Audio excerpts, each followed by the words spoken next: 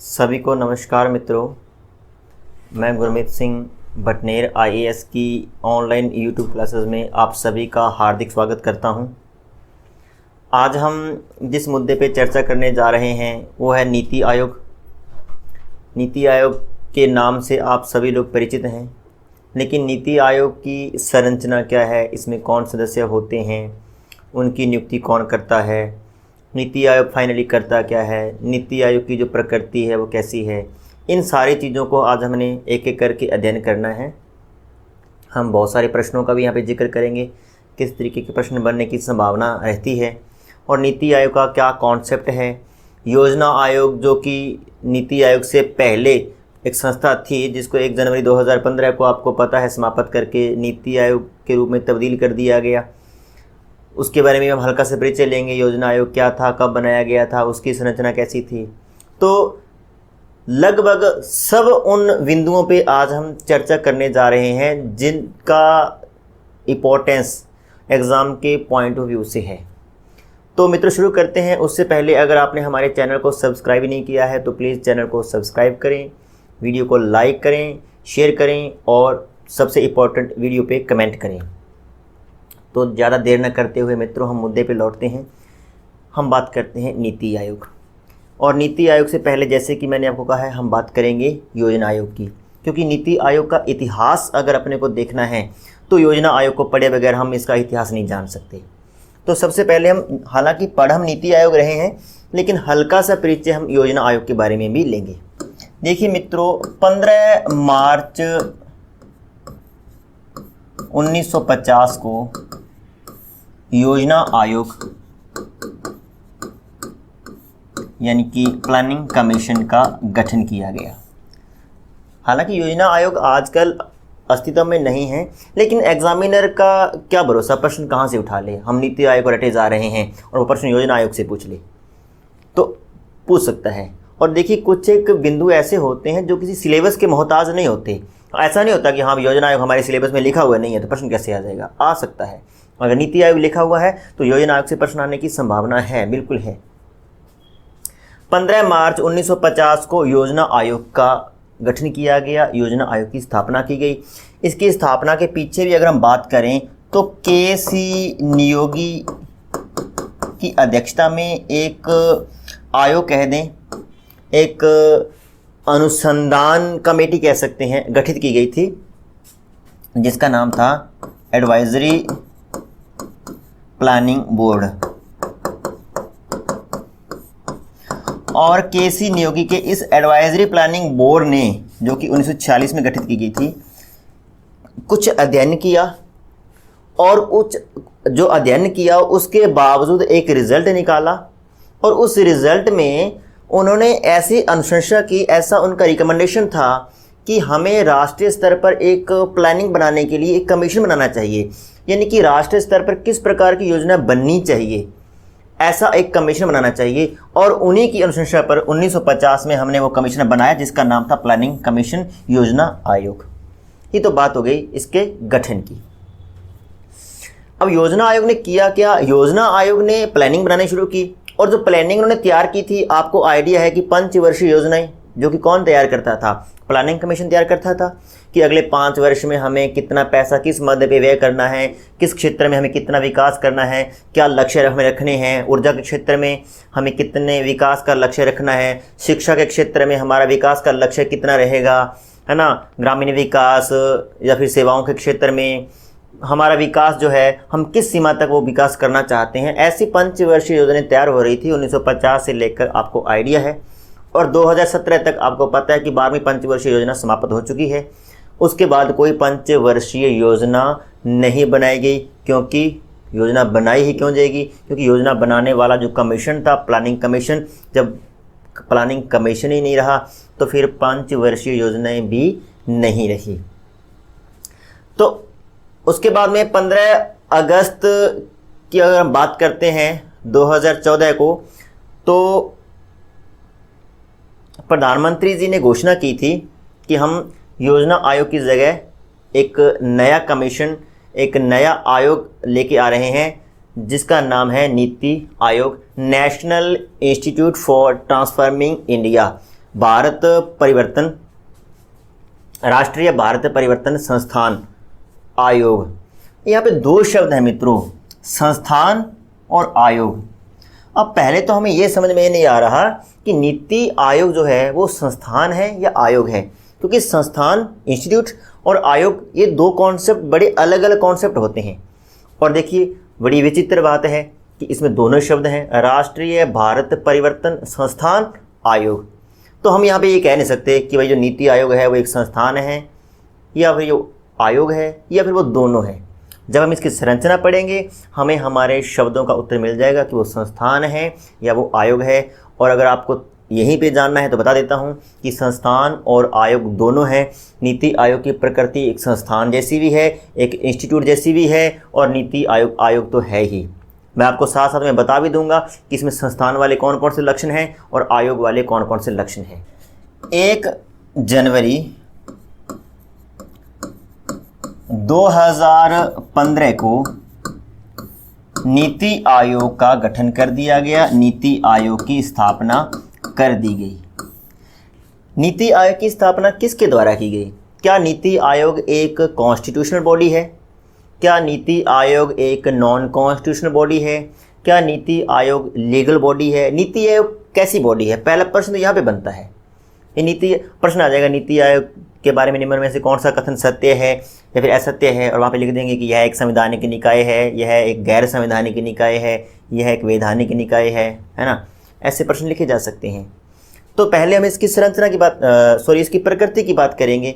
तो जो इसकी प्रकृति है मित्रों, क्योंकि नीति आयोग का जो गठन किया गया था वो मंत्रिमंडल के प्रस्ताव द्वारा किया गया था, मंत्रिमंडल के प्रस्ताव से।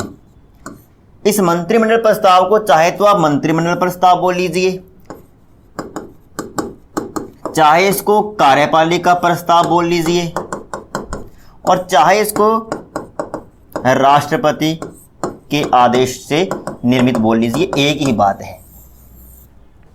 यानी कार्यपालिका भी राष्ट्रपति होती है, राष्ट्रपति ही कार्यपालिका होती है, मंत्रिमंडल भी कार्यपालिका है। यानी तीनों शब्दों का यहाँ पर एक ही मतलब है।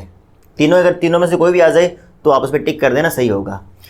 मंत्रिमंडल के प्रस्ताव से इसका गठन किया गया, या फिर कार्यपालिका के प्रस्ताव से इसका गठन किया गया, या फिर राष्ट्रपति के आदेश से इसका गठन किया गया। अब देखिए, राष्ट्रपति के आदेश से किया गया है, अध्यादेश नहीं है। अगर राष्ट्रपति का अध्यादेश आ जाए तो कॉन्सेप्ट चेंज हो जाएगा मित्रों। ये आदेश है, अध्यादेश नहीं है। अब देखिए, मंत्रिमंडल का प्रस्ताव ये कोई किसी संविधान में तो उल्लेख है नहीं, तो इसका मतलब ये संवैधानिक संस्था तो मित्रों नहीं है ना, क्योंकि संवैधानिक संस्था होती तो किसी न किसी अनुच्छेद में इसका जिक्र होता, तो संवैधानिक तो नहीं है। क्या ये वैधानिक है, स्टैट्यूटरी है, लीगल है? नहीं। इस संबंध में तो कोई अधिनियम भी नहीं बन रखा, कोई कानून का तो हम जिक्र यहाँ पे कर ही नहीं रहे, तो ये वैधानिक संस्था भी नहीं है मित्रों, वैधानिक भी नहीं है। तो फिर कैसी है? तो मित्रों ये जो संस्था है वो है गैर संवैधानिक, नॉन कॉन्स्टिट्यूशनल। गैर संवैधानिक भी है प्लस ये गैर वैधानिक भी है, ये दोनों ही हैं। यानी कि गैर संवैधानिक का मतलब है कि इसका संविधान में जिक्र नहीं है, गैर वैधानिक का मतलब यही है कि इसका जो उल्लेख है वो किसी भी कानून में, किसी भी अध्यादेश में, किसी भी अधिनियम में नहीं है। तो हालांकि वहाँ पे शब्द एक ही आएगा, गैर संवैधानिक, लेकिन अगर दोनों भी आते हैं तो दोनों सही है। नीति आयोग एक गैर संवैधानिक तथा गैर वैधानिक आयोग है तो सही है, गैर संवैधानिक, गैर वैधानिक। अगर सिर्फ इतना आ जाता है कि नीति आयोग एक गैर संवैधानिक निकाय है तो ये भी सही है। तो अगर एक आता है तो भी सही है, दोनों आते हैं तो भी सही है मित्रों। अब देखिए, योजना आयोग और इसमें कोई लंबा चौड़ा फर्क नहीं है। यहाँ तक योजना आयोग का गठन भी मंत्रिमंडल के प्रस्ताव से किया गया था। इसका मतलब योजना आयोग भी कैसा संस्थान, कैसा निकाय था मित्रों? गैर संवैधानिक। प्लानिंग कमीशन भी कैसा था? Non constitutional. और नीति आयोग भी कैसा है? Non constitutional. यहाँ तक कोई दिक्कत नहीं है। 1 जनवरी 2015 को इसका गठन किया गया था। और अगर हम बात करते हैं प्लानिंग कमीशन की तो वो मार्च 1950 में गठित किया गया था। इतनी बात अगर आपको क्लियर हो रखी है तो हम आगे बढ़ते हैं। तो पहला हमने मित्रों जिक्र किया है नीति आयोग के गठन के बारे में। अगर आपको नोट्स बनाने हैं तो इस क्रम में बनाइए। पहले हमने इसके गठन की बात की और गठन में आप पूरी चीज़ लिख देना कि 1 जनवरी 2015 को इसका गठन किया गया और ये अपने आप में एक गैर संवैधानिक निकाय है। गैर संवैधानिक क्यों है, इसको रटना नहीं है, बस इतना याद रखना है क्योंकि इसका किसी संविधान में या फिर किसी अनुच्छेद में या फिर किसी अधिनियम में इसका उल्लेख नहीं है, इसलिए नॉन कॉन्स्टिट्यूशनल बॉडी है। और अगर मुख्यतः अगर बात करें तो प्लानिंग कमीशन और ये नीति आयोग, दो ही ऐसे आयोग हैं। हालांकि राष्ट्रीय विकास परिषद भी नॉन कॉन्स्टिट्यूशनल है, लेकिन चूँकि विकास परिषद भी अभी नहीं है, योजना आयोग भी नहीं है, तो ले दे के नीति आयोग ही बचा है। तो नॉन कॉन्स्टिट्यूशनल पे अगर प्रश्न आएगा तो नीति आयोग ही होगा मित्रों। अच्छा, दूसरी हम जो इसके बारे में जिक्र करते हैं, हम इसकी विशेषताओं को पढ़ेंगे साथ साथ में। दूसरा है कि जो नीति आयोग है वो सरकार के थिंक टैंक के रूप में काम करेगा। थिंक टैंक, थिंक टैंक का मतलब क्या है? अगर आप प्लानिंग कमीशन की बात करें, प्लानिंग का अर्थ क्या होता है? योजनाएं बनाना। और थिंक का मतलब क्या होता है? योजनाओं से संबंधित विचार, यानी कि हम क्या कुछ नया कर सकते हैं, हम राष्ट्रीय विकास को गति प्रदान कैसे कर सकते हैं, हम कैसे भारत की प्रति व्यक्ति आय या जीडीपी में ग्रोथ कैसे कर सकते हैं। इन सब बिंदुओं पे चर्चा करने के लिए हमने कमीशन बना रखा है, हमने आयोग बना रखा है। इसलिए क्या है? थिंक टैंक, यानी सरकार को ये बताता है कि हमें क्या कुछ करना चाहिए, किस क्षेत्र में करना चाहिए और किस सीमा तक करना चाहिए। यानी नए नए विचार उपलब्ध करवाना इसका काम है। फिर उन विचारों पर सरकार मंथन करती है, विश्लेषण होता है। फिर अगर सरकार को लगता है कि ये विचार सही है तो सरकार उस पर एक्शन ले लेती है। यानी कि अपने आप में हम ये कह सकते हैं कि ये एक सलाहकारी संस्था है। इसका काम है सरकार को सलाह देना कि आप ऐसे करें, क्योंकि और सलाह भी कैसे? विचार देने सिर्फ। इसलिए हम कह सकते हैं कि नीति आयोग थिंक टैंक के रूप में काम करती है।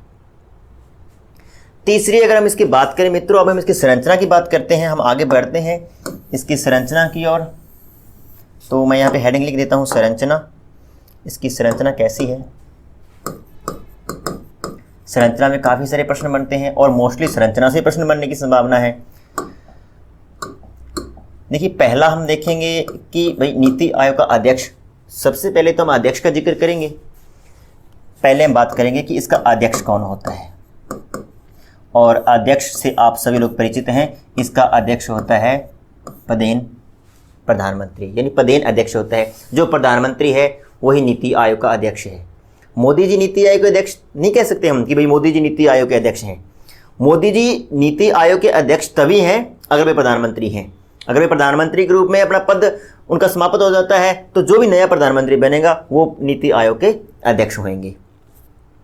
तो हम यहाँ पे प्रॉपर किसी व्यक्ति का नाम नहीं ले सकते, हम यहाँ पे पद का नाम लेंगे। और पद क्या है? प्रधानमंत्री। जो प्रधानमंत्री है वो नीति आयोग का अध्यक्ष है, और जो नीति आयोग का अध्यक्ष है वो इतना क्लियर है, इतना पक्का है कि वो प्रधानमंत्री होगा। इसलिए इसको बोलते हैं पदेन अध्यक्ष। योजना आयोग का अध्यक्ष भी कौन होता था? प्रधानमंत्री होता था मित्रों। दूसरा हम जिक्र करेंगे उपाध्यक्ष। उपाध्यक्ष कौन होगा?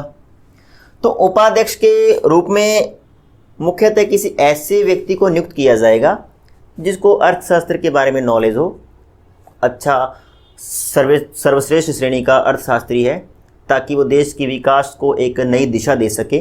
प्रधानमंत्री के साथ सलाह करके, प्रधानमंत्री के साथ कंधे से कंधा मिलाकर देश के विकास में अपना सहयोग दे सके, ऐसा व्यक्ति हमें चाहिए होता है। और उपाध्यक्ष के रूप में अभी वर्तमान में अगर हम बात करें तो वर्तमान में अर्थशास्त्री राजीव कुमार जी इसके उपाध्यक्ष हैं। अर्थशास्त्री राजीव कुमार जी हैं, ये इसके उपाध्यक्ष हैं। और अगर आप बात करें कि इनसे पहले उपाध्यक्ष कौन थे, क्योंकि राजीव कुमार जी नीति आयोग के दूसरे उपाध्यक्ष हैं, सेकंड नंबर के। तो पहला जो उपाध्यक्ष था वे थे अरविंद पनगड़िया।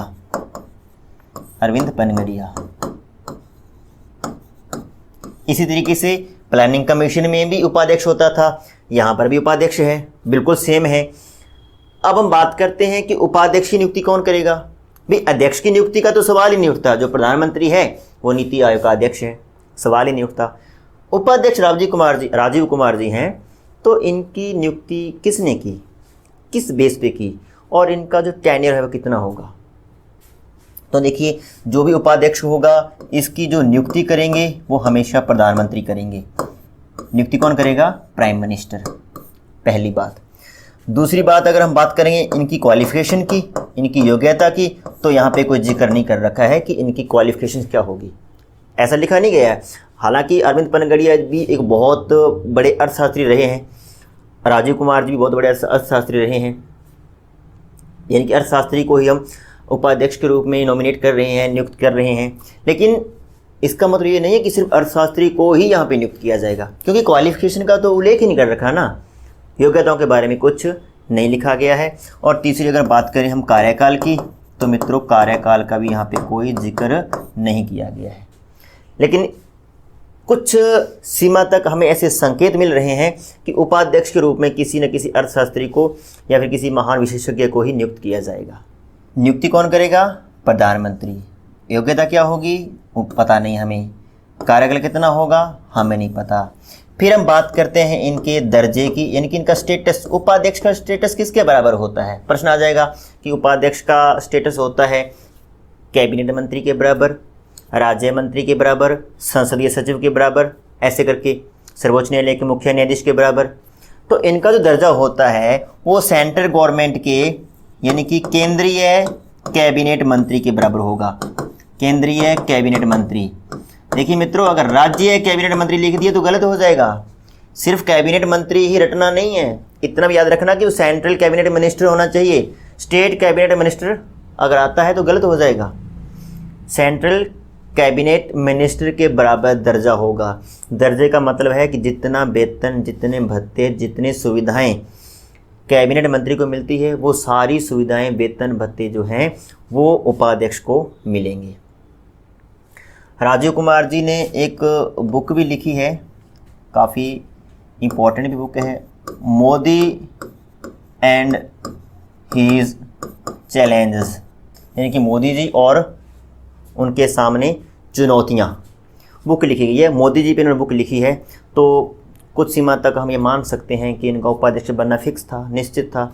मोदी जी पे बुक लिखी गई है, मोदी एंड हीज चैलेंजेस। अब देखिए, कई बार क्या होता है, जैसे आपको एक बात बता दूं कि जब हम करंट की बात करते हैं, करंट जीके की बात करते हैं, तो करंट जीके का मतलब ये नहीं होता कि जैसे अभी आपसे पूछ लिया जाए कि भाई नीति आयोग के उपाध्यक्ष कौन है? राजीव कुमार। तो राजीव कुमार से जितनी भी चीज़ों का संबंध है वो भी करंट जीके में आ जाएगी।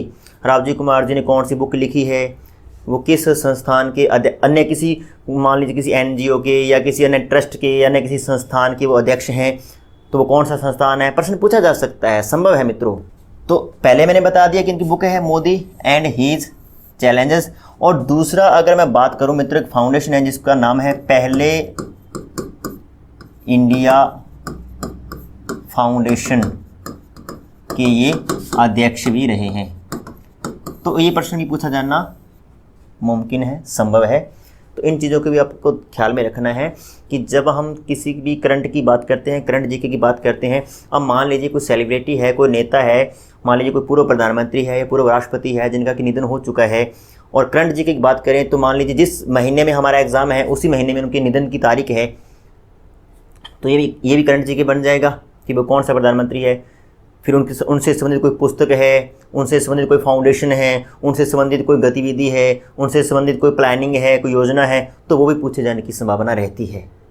तो अगर राजीव कुमार जी की अगर बात करते हैं तो इनके बारे में हमें पूरा देखना होगा। करंट जीके का मतलब यही होता है।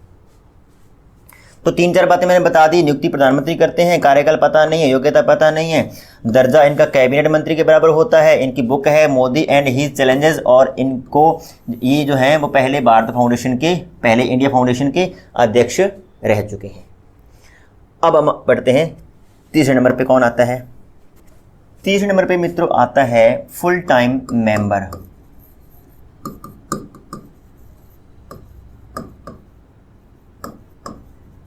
मेंबर्स यानी कि इसको हम कह सकते हैं पूर्णकालिक सदस्य। और देखिए, पूर्णकालिक सदस्य की बात करें, पूर्णकालिक सदस्य ही क्यों, हम यहाँ पे पूर्णकालिक सदस्य की बात करेंगे, यहाँ पे हम पदेन सदस्यों की बात करेंगे, विशेष आमंत्रित सदस्यों की बात करेंगे। ये फिक्स नहीं है। अभी जो मैं आपको पूर्णकालिक सदस्य बताऊंगा, ये जरूरी नहीं है कि जो मैं आज बता रहा हूँ वो हमेशा वो रहेंगे, वो कल को चेंज भी हो सकते हैं। कोई नई सरकार आएगी तो नए पूर्णकालिक सदस्य हो जाएंगे, या मोदी जी हो सकता है कि किसी नए व्यक्ति को पूर्णकालिक सदस्य के रूप में नियुक्त कर दें। पदेन सदस्यों की बात करेंगे तो संख्या भी वृद्धि हो सकती है, कम हो सकते हैं, पदों का भी चेंज हो सकता है। तो जब भी आप एग्ज़ाम देने जा रहे हैं, पहले ये बात क्लियर कर लो, जब भी आप एग्ज़ाम देने जा रहे हैं इस वीडियो को हूबहू रट के नहीं जाना। ये वीडियो का उद्देश्य सिर्फ इतना है कि आपको नीति आयोग का कॉन्सेप्ट क्लियर हो जाए, नीति आयोग क्या करता है वो चीज़ क्लियर हो जाए। इनके जो सदस्य हैं, अध्यक्ष हैं, सीईओ है, वो चेंज होते रहेंगे, तो आपको उसको क्लियर करना है, अपने आप को अपडेट करके जाना है। तो पूर्णकालिक सदस्यों की बात करें तो मित्रों वर्तमान में 3 पूर्णकालिक सदस्य हैं। पहले हैं विनोद पॉल, दूसरे हैं मित्रों वी के सारस्वत, और तीसरे हैं मित्रों रमेश चंद्र।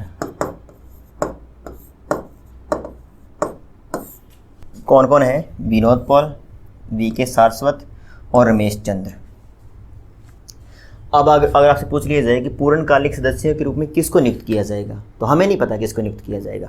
बस अपने अपने क्षेत्र में विशेषज्ञ होने चाहिए, इनको नॉलेज होना चाहिए। बस आम इंसान को इस रूप में नियुक्त नहीं किया जाएगा, इतनी बात क्लियर कर लेना। अब अगर बात करें मित्रों इनकी नियुक्ति की, तो इनकी नियुक्ति कौन करता है? इनकी नियुक्ति करता है प्राइम मिनिस्टर। मैं आपको लगातार ये बता रहा था कि जब भी नियुक्ति का प्रश्न आए तो आपको राष्ट्रपति करना है, लेकिन मैंने ऐसे नहीं कहा था। जब भी मैंने ऐसे कहा था कि 99% चांस है कि उत्तर क्या होगा? राष्ट्रपति होगा। लेकिन नीति आयोग में जितनी भी नियुक्तियां हैं वे प्रधानमंत्री करते हैं। नीति आयोग में अगर हम बात करें उपाध्यक्ष की, अगर हम बात करें पूर्णकालिक सदस्य की, अगर हम बात करें पदेन सदस्यों की, अगर हम बात करें नीति आयोग के मुख्य कार्यकारी अधिकारी की, तो इन सब की नियुक्ति कौन करते हैं? प्रधानमंत्री। यहाँ पे आप राष्ट्रपति मत कर देना प्लीज़, आपका उत्तर गलत हो जाएगा। इनकी नियुक्ति प्रधानमंत्री करते हैं। इनका कार्यकाल कितना होगा मित्रों? हमें नहीं पता। कार्यकाल का उल्लेख किसी भी पद का हमें नहीं पता। न तो हमें ये पता है कि नीति आयोग का कार्यकाल कितना है, न हमें ये पता है कि नीति आयोग के अध्यक्ष, उपाध्यक्ष, नीति आयोग के मुख्य कार्यकारी अधिकारी, नीति आयोग के पूर्णकालिक सदस्य, नीति आयोग के पदेन सदस्य, नीति आयोग के विशेष आमंत्रित सदस्य, किसी के बारे में भी हमें कार्यकाल का उल्लेख नहीं है। यानी कि कार्यकाल वाला कॉन्सेप्ट तो यहाँ से निकाल ही दो। इनकी क्वालिफिकेशंस क्या होगी, इनकी योग्यता क्या होगी, इसका उल्लेख भी नहीं है। वैसे मैंने इतना कहा है कि ऐसे व्यक्ति होने चाहिए जो अपने अपने क्षेत्र में विशेष ख्याति प्राप्त किए हों। चाहे वो कोई भी हो सकते हैं, कोई वैज्ञानिक हो सकता है, कोई बड़ा लीडर हो सकता है, कोई भी हो सकता है। और दूसरी बात कि इनका जो दर्जा है मित्रों, इनका जो स्टेटस है वो क्या होगा? अभी मैंने पढ़ा उपाध्यक्ष, उपाध्यक्ष का स्टेटस क्या है? उपाध्यक्ष जो हैं वो कैबिनेट मिनिस्टर के बराबर का दर्जा रखते हैं। लेकिन जो फुल टाइम मेंबर है उनका जो स्टेटस होता है वो होता है केंद्रीय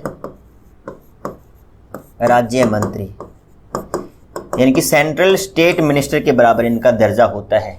मैंने आपको मंत्री परिषद करवाई थी मित्रों, मैंने आपको बताया था कि 4 स्तर के मंत्री होते हैं। पहले होते हैं कैबिनेट मंत्री, दूसरे होते हैं स्टेट मंत्री, इंडिपेंडेंट जो होता है उनका परिवार होता है, स्वतंत्र परिवार। तीसरे होते हैं राज्य मंत्री, अधीनस्थ परिवार, और चौथे होते हैं उपमंत्री। उसमें से जो 2 नंबर के थे राज्य मंत्री स्वतंत्र परिवार, या 3 नंबर पे राज्य मंत्री अधीनस्थ परिवार, उन दोनों को ही हम राज्य मंत्री कहेंगे, स्टेट मिनिस्टर। यानी कि सेंट्रल जो मिनिस्ट्री है, सेंट्रल मिनिस्ट्री में जिन मंत्रियों का दर्जा स्टेट मिनिस्टर का है उनके बराबर दर्जा होगा फुल टाइम मेंबर का। अगर आपसे पूछ लिया जाए, आपको सिर्फ इतना याद रखना है कि फुल टाइम मेंबर का स्टेटस दर्जा किसके बराबर होता है, तो किसके बराबर होगा? सेंट्रल स्टेट मिनिस्टर के बराबर। क्लियर मित्रों? हमने उपाध्यक्ष की बात कर ली, हमने अध्यक्ष की बात कर ली, और हमने तीसरे नंबर पे बात कर ली है फुल टाइम मेंबर्स की। अब हम बात करते हैं चौथे प्रकार के मेंबर कौन होते हैं। चौथे हैं मित्रों पदेन सदस्य,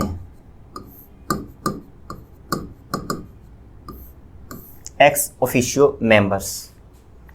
और पदेन सदस्य के रूप में सबसे पहला अगर हम जिक्र करें कि भाई पदेन सदस्य के रूप में नियुक्त किसको किया जाएगा, तो पहली तो इनकी हम नियुक्ति की बात करें, या हम इनकी थोड़ी नियुक्ति को छोड़कर इनकी योग्यता की बात कर लेंगे ना, तो केंद्रीय जो मंत्री परिषद होती है उनमें से किसी भी मंत्री को पदेन सदस्य के रूप में नियुक्त किया जा सकता है। यानी कि इनके बारे में फिक्स है। अभी हम पढ़ रहे थे पूर्णकालिक सदस्य, उसके बारे में फिक्स नहीं था। पूर्णकालिक सदस्य कहीं से भी हो सकते हैं, वो कोई वैज्ञानिक हो सकते हैं, वो कोई लीडर हो सकते हैं, है ना, वो भूतपूर्व सांसद या फिर भूतपूर्व कोई मंत्री हो सकते हैं, या फिर जैसे अभी हमने पढ़ा DRDO के सचिव रहे हैं BK सारस्वत। ऐसे कोई भी व्यक्ति जिन्होंने अपने फील्ड में, अपने क्षेत्र में विशेष ख्याति प्राप्त कर रखी है, उनको पूर्णकालिक सदस्य के रूप में नियुक्त कर सकते हैं। यानी कि क्वालिफिकेशन का उल्लेख नहीं है, फाइनली हम ये कह सकते हैं। लेकिन पदेन सदस्य के रूप में अगर हम बात करते हैं तो केंद्रीय मंत्रियों को ही नियुक्त किया जाएगा, यानी कि सेंट्रल मिनिस्टर्स को ही नियुक्त किया जाएगा, ये फिक्स है। और केंद्रीय मंत्री भी मोस्टली कैसे होंगे? कैबिनेट मंत्री, कैबिनेट मंत्री।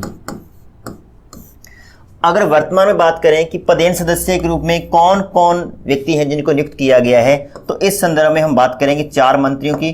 4 मंत्रियों को इस रूप में नियुक्त किया गया है। नंबर 1 पे है रक्षा मंत्री, नंबर 2 पे हैं वित्त मंत्री, नंबर 3 पे हैं गृह मंत्री और नंबर 4 पे हैं कृषि मंत्री।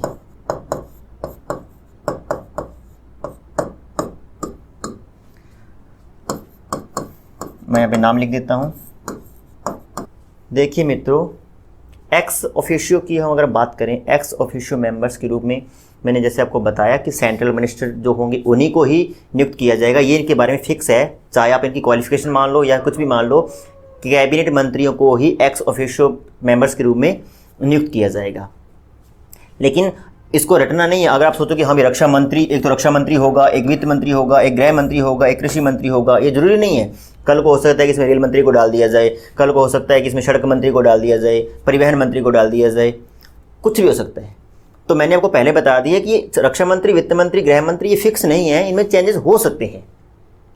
ऐसा कहीं लिखा नहीं गया है कि ये 4 प्रकार के मंत्री होंगे, इनमें किसी भी प्रकार का चेंजेस हो सकता है। और मैं पहले ही कह रहा हूं कि जब भी आप एग्जाम देने जाएं, आप ये देख के जाएं कि भाई एक्स ऑफिशियो मेंबर्स के रूप में वर्तमान में कौन कौन है। लेकिन प्रेजेंट टाइम की अगर बात करें, जिस समय ये वीडियो बन रही है, उस समय रक्षा मंत्री, वित्त मंत्री, गृह मंत्री और कृषि मंत्री, ये 4 एक्स ऑफिशियो मेंबर्स के रूप में नियुक्त किए गए हैं। चौथा हमने पढ़ ली पदेन सदस्य। अब हम बात करते हैं 5वें प्रकार के मेंबर्स की। 5वें हैं मित्रों अस्थायी सदस्य।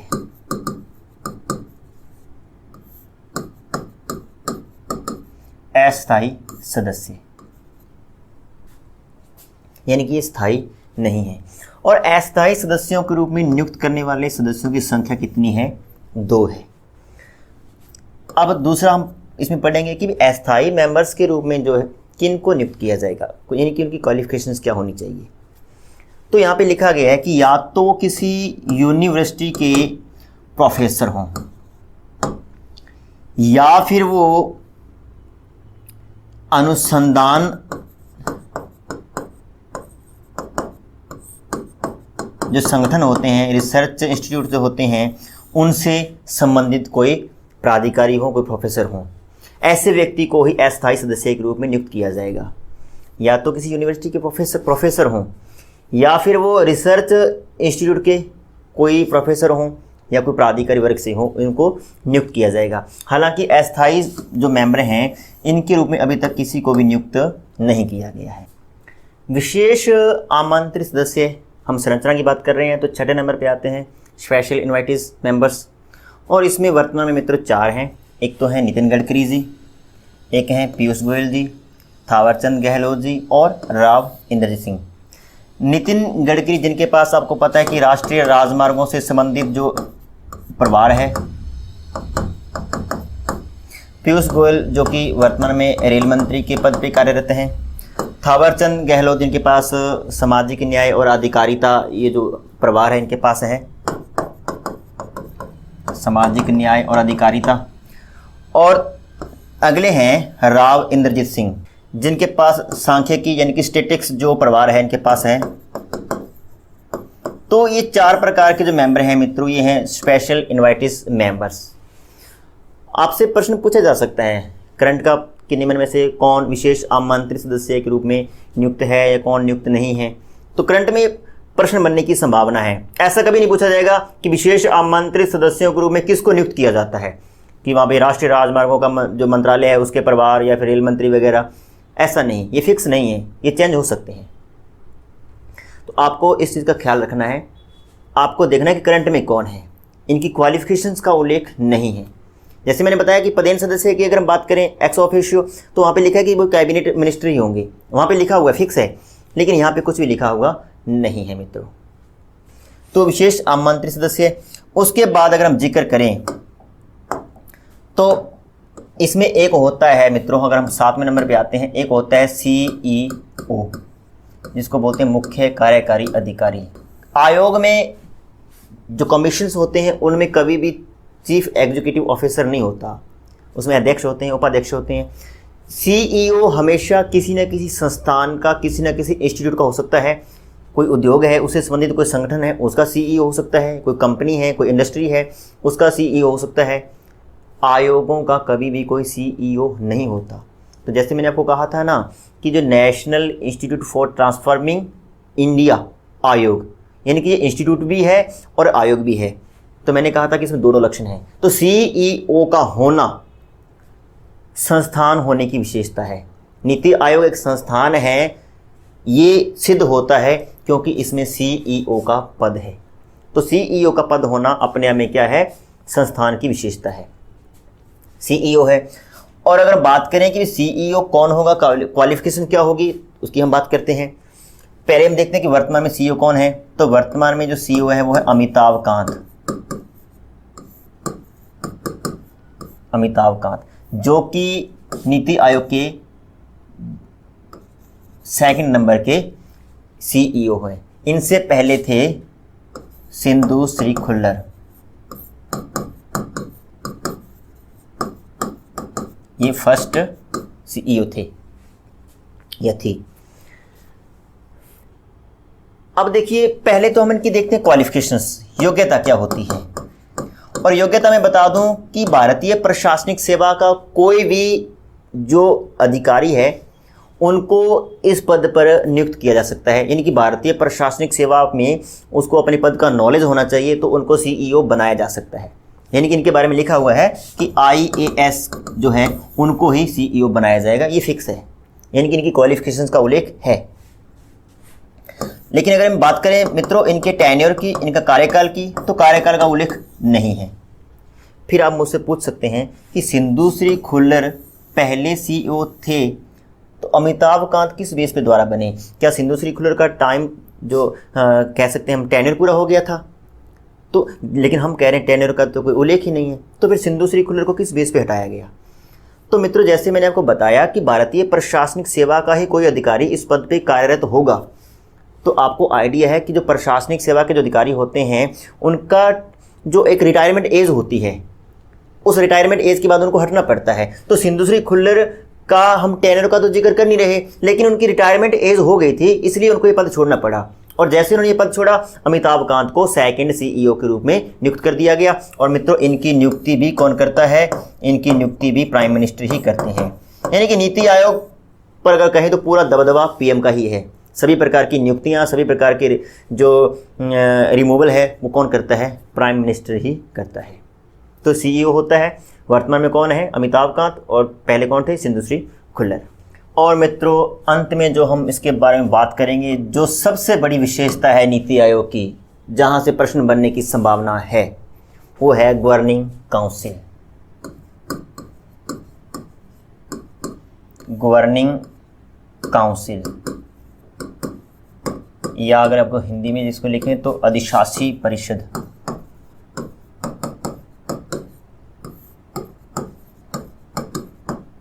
अधिशासी परिषद। अब इसमें कौन होता है? ये बड़ा इंपॉर्टेंट मुद्दा है। और जैसे ही हम अधिशासी परिषद को पढ़ लेंगे, उसके बाद नीति आयोग का पूरा कॉन्सेप्ट समझ में आ जाएगा कि नीति आयोग और योजना आयोग में मित्रों मोस्टली फर्क क्या है। अधिशासी परिषद में नंबर 1 पे होते हैं जितने भी राज्य हैं उन राज्यों के CM। क्योंकि वर्तमान में 28 राज्य हैं, तो 28 राज्यों के CM इसमें मेंबर होते हैं। नंबर 2, जितने भी केंद्र शासित प्रदेश हैं, जिनकी की विधानसभाएं हैं, उनके CM होंगे। जैसे कि दिल्ली है, पुडुचेरी है, जम्मू कश्मीर में विधानसभा है तो उनके सीएम होंगे, यानी कि 3 केंद्र शासित प्रदेश ऐसे हैं जिनकी अपनी अपनी विधानसभाएं हैं, यानी कि वहाँ पे सीएम हैं, तो उनकी यहाँ पे नियुक्ति होगी। तीसरा, ऐसे केंद्र शासित प्रदेश जिनमें विधानसभा तो नहीं है लेकिन वहाँ पे एलजी हैं, लेफ्टिनेंट गवर्नर हैं, तो उनके एलजी भी यहाँ पर क्या होंगे मित्रों, सदस्य होंगे, और ये हो जाएगी गवर्निंग काउंसिल कंप्लीट। प्रश्न आ सकता है, निम्न में से कौन गवर्निंग काउंसिल का सदस्य होता है या फिर कौन नहीं होता? तो सभी राज्यों के मुख्यमंत्री, जिन केंद्र शासित प्रदेशों में विधानसभाएं हैं उनके मुख्यमंत्री, और उसके बाद जितने भी एलजी हैं। देखिए जिनमें, देखिए दिल्ली का एलजी यहाँ पे नहीं आएगा क्योंकि दिल्ली का तो सीएम यहाँ पे आ गया, पुडुचेरी का सीएम यहाँ पे आ गया तो पुडुचेरी का भी एलजी यहाँ पे नहीं आएगा। जैसे अंडमान निकोबार है, वहाँ पे विधानसभा नहीं है, वहाँ पे एलजी है तो उसका एलजी यहाँ पे आएगा। लद्दाख है, वहाँ पे विधानसभा नहीं है लेकिन वहाँ पे एलजी है तो उसका एलजी यहाँ पे आ जाएगा, सदस्य हो जाएगा। तो सारे सीएम केंद्र शासित प्रदेशों के प्लस राज्यों के, और उसके बाद में जो बचे एलजी इसके मेंबर होंगे, ये आपको ख्याल रखना है। अब हम बात करें कि भाई गवर्निंग काउंसिल का अध्यक्ष क्या अलग से होगा क्या? बिल्कुल होगा। इसका अध्यक्ष भी कौन होगा? पीएम। इसका उपाध्यक्ष कौन होगा? जो नीति आयोग का उपाध्यक्ष है वो इसका भी उपाध्यक्ष होगा। अगर आपने राष्ट्रीय विकास परिषद के बारे में पढ़ा है या सुना है, हल्का सा परिचय आपको मैं यहाँ पे दे दूंगा। राष्ट्रीय विकास परिषद और योजना आयोग 2 अलग अलग बॉडी थी। अगर योजना आयोग को और राष्ट्रीय विकास परिषद को मिला दिया जाए तो वो क्या बन जाएगा? नीति आयोग। अधिशासी परिषद या फिर गवर्निंग काउंसिल का कॉन्सेप्ट कुछ कुछ वैसा है जैसा कि राष्ट्रीय विकास परिषद का था। देखिए राष्ट्रीय विकास परिषद में कौन थे होते थे? सभी राज्यों के मुख्यमंत्री, उपराज्यपाल, ये सारे होते थे। उसके बाद में अगर हम बात करें योजना आयोग, तो योजना आयोग में केवल और केवल केंद्र स्तर के व्यक्ति होते थे, यानी योजना आयोग में डायरेक्ट राज्यों का कोई रोल नहीं होता था। अब योजना आयोग को और राष्ट्रीय विकास परिषद को अगर मिला दें हम तो क्या बन जाएगा मित्रों? वो बन जाएगा नीति आयोग। नीति आयोग क्लियर? यानी कि गवर्निंग काउंसिल का कॉन्सेप्ट वैसा है जैसा राष्ट्रीय विकास परिषद का था। बस फर्क इतना है कि यहाँ पे राष्ट्रीय विकास परिषद अलग से एक अवधारणा थी, योजना आयोग से अलग थी, लेकिन यहाँ पे गवर्निंग काउंसिल जो है मित्रों वो नीति आयोग के अंदर है। नीति आयोग की संरचना के अंदर हम इसको गिनते हैं। इसका मतलब नीति आयोग जो है उसका जो कॉन्सेप्ट हो गया वो कैसा हो गया मित्रों? वो हो गया सहकारी संघवाद का, सहकारी संघवाद का हो गया। या हम यूँ कह सकते हैं कि योजना आयोग जो है वो कहीं ना कहीं एकात्मक शासन का उदाहरण है, क्योंकि वहाँ पे केवल और केवल सेंट्रल मिनिस्टर्स और जो सेंट्रल्स जो यूँ कहें कि केंद्रीय स्तर पर जो आधिपत्य था, वर्चस्व था, राज्यों का रोल नहीं था, इसलिए वो एकात्मक शासन का उदाहरण था। लेकिन नीति आयोग में राज्य भी हैं प्लस केंद्र भी है, और राज्य और केंद्र का एक बड़ा ही सुंदर बैलेंस है, तालमेल है। इसलिए नीति आयोग की संरचना मित्रों संघात्मक है, संघवाद पर आधारित है। प्रश्न आ जाता है कई बार, नीति आयोग की निम्न में से कौन सी विशेषता है, कौन सी नहीं है? उसमें अगर ऐसा आ जाए कि नीति आयोग की अवधारणा एकात्मक शासन की ओर झुकाव है, तो बिल्कुल नहीं है। नीति आयोग संघवाद का एक अच्छा खासा उदाहरण है। तो ये सबसे बड़ी इसकी विशेषता हो जाती है जैसे ही हम गवर्निंग काउंसिल की बात करते हैं। तो उम्मीद है कि आपको इसकी संरचना समझ में आ गई होगी।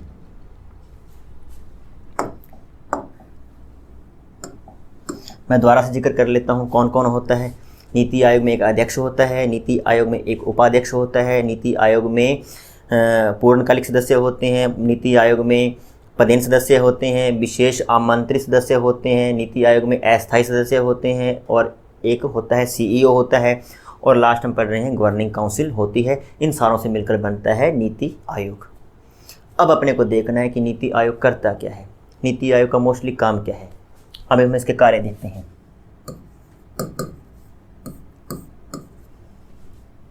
देखिए सबसे इम्पॉर्टेंट अगर मैं आपको चीज़ बताऊं, देखिए पहले तो मैं ये बात बता दूं कि मैं ना किसी पार्टी का न तो कोई समर्थन करता हूं न विरोध करता हूं, लेकिन जो बात है उसको यहाँ पे रखने का मुझे पूरा पूरा हक है। अगर हम बीजेपी की बात करें तो बीजेपी की विचारधारा ऐसी है कि बीजेपी गांवों की तुलना में शहरों को अधिक महत्व देती है।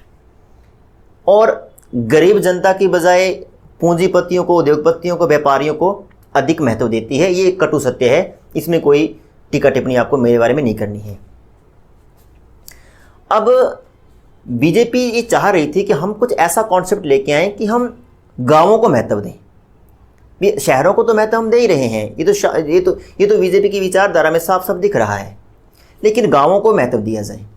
तो पहले क्या था, पहले प्लानिंग बनती थी केंद्र स्तर पर, फिर वो राज्य से होती हुई, फिर वो स्थानीय स्वशासन यानी कि गांवों में लागू होती थी।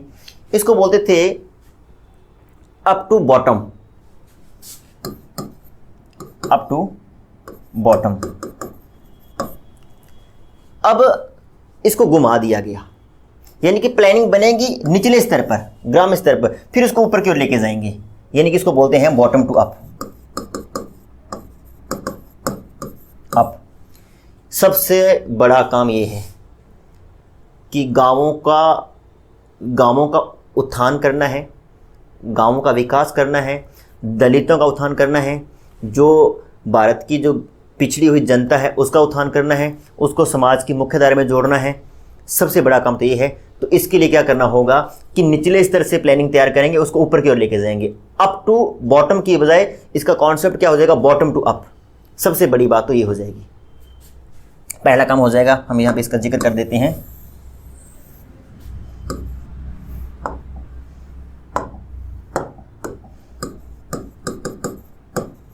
बॉटम टू अप वाला कॉन्सेप्ट है नंबर 1 तो पहला।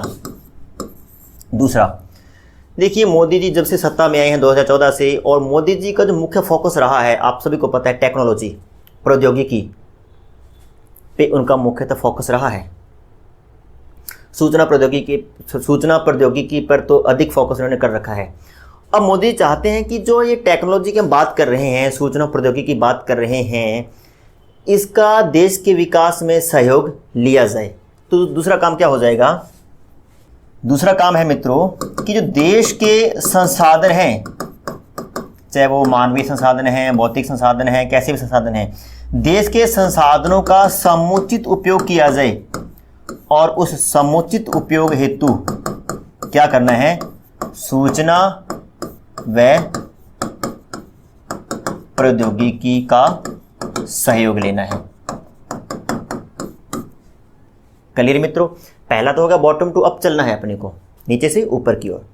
दूसरा है कि देश के संसाधन है उसका समुचित उपयोग कैसे किया जाए। देखिए भारत में संसाधनों की कमी नहीं है, बस कमी है तो एक उत्कृष्ट नेतृत्व की, एक लीडर की कमी है हमें, जो देश को सही राह में ले जाए। संसाधनों का अगर समुचित उपयोग हो जाए तो भारत अमेरिका से कम नहीं है। और इसीलिए क्या किया गया कि जो देश के संसाधन हैं उनका समुचित उपयोग हो, इसके लिए सूचना और टेक्नोलॉजी का अपने को क्या करना है, यूज़ करना है, उनका सहयोग लेना है। तीसरा जो काम है मित्रों, जो मैं पहले बता चुका हूं, सहयोगात्मक संघवाद,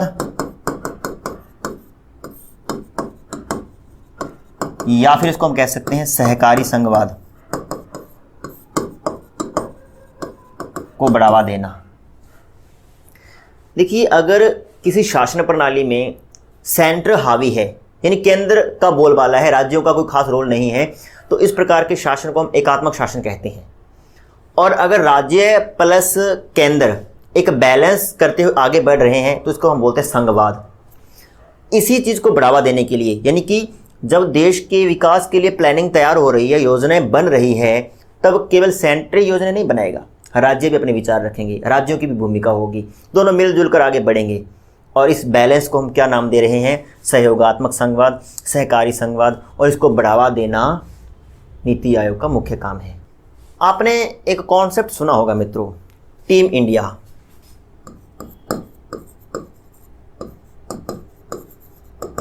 जब धोनी जी हमारी इंडिया की क्रिकेट टीम के कैप्टन बनते हैं, हालांकि आजकल तो धोनी जी ने जो है अंतर्राष्ट्रीय क्रिकेट से संन्यास ले लिया है, आप सभी इस चीज़ से परिचित हैं।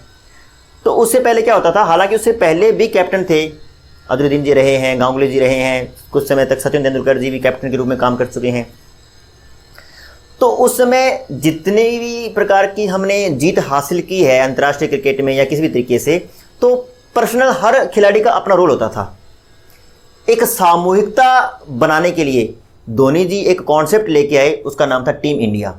यानी कि हम ये नहीं कह सकते धोनी खेल रहे हैं, हम ये नहीं कह सकते सुरेश रैना खेल रहे हैं, हम ये नहीं कह सकते तेंदुलकर खेल रहे हैं। टीम इंडिया खेल रही है, टीम खेल रही है, उसको बोला टीम इंडिया। और ये कॉन्सेप्ट लेके आए थे धोनी जी। मोदी जी ने ये कॉन्सेप्ट यहाँ से उठा लिया और उन्होंने कहा कि हम भी क्या है, एक टीम के रूप में काम करेंगे। यानी मोदी जी काम नहीं कर रहे हैं, है ना, अमित शाह जी काम नहीं कर रहे हैं, राजनाथ जी काम नहीं कर रहे हैं, पूरा भारत काम कर रहा है, पूरी टीम काम कर रही है। और मोदी जी चाहते हैं कि एक टीम हो और मैं उसका कैप्टन बना रहूं। तो एक टीम के रूप में काम करने के लिए जो वो कॉन्सेप्ट लेके आए, उसको भी हम कह सकते हैं सहयोगात्मक संघवाद। यानी कि अकेला केंद्र नहीं, राज्य भी हैं, ये पूरा देश मिलजुल कर विकास की ओर बढ़ रहा है। इसी को हम बोलते हैं टीम इंडिया का कॉन्सेप्ट। और ये टीम इंडिया का कॉन्सेप्ट वास्तविक कॉन्सेप्ट है जिसको मोदी जी ने ग्रहण किया है अपने नीति आयोग में। तो ये था मित्रों अपना नीति आयोग। हमने इसके गठन की बात कर ली, इसका कब गठन हुआ, हमने बात कर ली इसकी संरचना, पूरी की पूरी विशेषताएं हमने बात कर ली, और लास्ट हमने देख ली इसके कार्य क्या है। गवर्निंग काउंसिल की बात की थी। राष्ट्रीय विकास परिषद पढ़ने की आवश्यकता नहीं है, क्योंकि राष्ट्रीय विकास परिषद अभी है या नहीं है ये हम भी नहीं कह सकते। राष्ट्रीय विकास परिषद की समाप्ति की कोई औपचारिक घोषणा तो नहीं की गई है, लेकिन जिस तरीके से राष्ट्रीय विकास परिषद की बैठकें नहीं हो रही है, तो कहीं ना कहीं ऐसा लग रहा है कि राष्ट्रीय विकास परिषद का कॉन्सेप्ट खत्म हो चुका है। और गवर्निंग काउंसिल की अभी जो हम बात कर रहे थे वो राष्ट्रीय विकास परिषद ही है, जिसको कि मर्ज कर दिया गया है नीति आयोग में। तो राष्ट्रीय विकास परिषद को अलग से पढ़ने की आवश्यकता नहीं है। हाँ, एक बात बतानी भूल गया, गवर्निंग काउंसिल की अब तक 4 बैठकें हो चुकी है। पहले 2015 में हुई थी और जो चौथी बैठक हुई है वो 2018 में हुई है। और आगे जब भी कोई बैठक होगी, आपका एग्ज़ाम होगा तो आप उसको थोड़ा अपडेट कर लेना कि कितनी बैठकें हुई है। कल को 5 हो सकती है या 6 भी हो सकती है आपके एग्ज़ाम तक, तो आप थोड़ा उसको देख लेना। तो इसके साथ ही मित्रों नीति आयोग वाला ये जो कॉन्सेप्ट है मेरी तरफ से पूरा होता है। और ऐसे ही मैं उम्मीद करके चलता हूँ कि आपको ये कॉन्सेप्ट, ये वीडियो अच्छा लगा होगा। और वीडियो अच्छा लगा है तो दोबारा से वीडियो को लाइक, कमेंट, शेयर और चैनल को सब्सक्राइब करें। धन्यवाद।